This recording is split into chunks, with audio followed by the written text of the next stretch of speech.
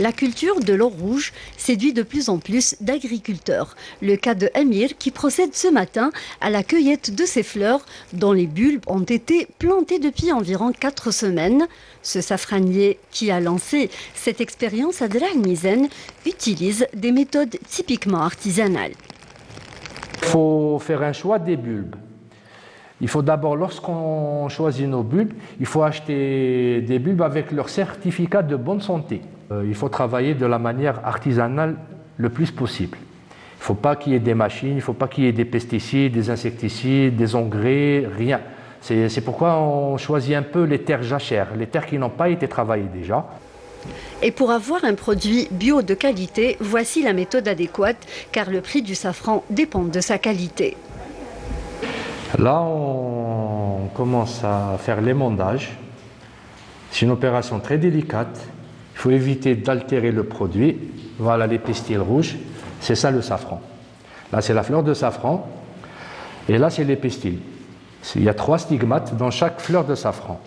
Donc, les 3 critères du safran, et on reconnaît un bon safran par rapport à ça, c'est d'abord le safranal, l'odeur apportée par le safran. On a la crocine, c'est le goût apporté au plat. Il va rehausser le plat, il va faire ressortir toutes les saveurs du plat.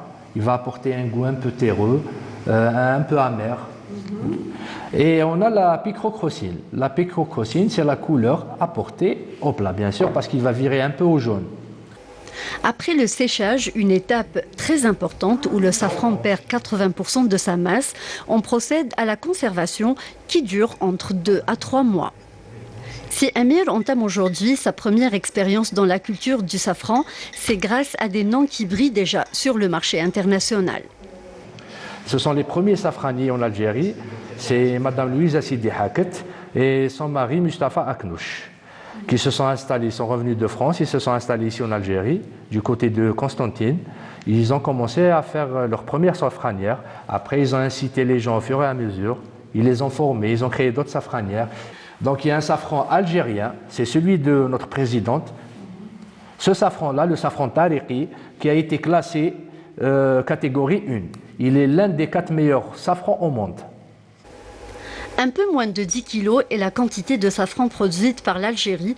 Cet artisan safranier qui a mené cette première expérience en Kabylie ambitionne de contribuer au développement de cette filière en sensibilisant les agriculteurs à se lancer dans la culture de l'or rouge, un marché très prometteur.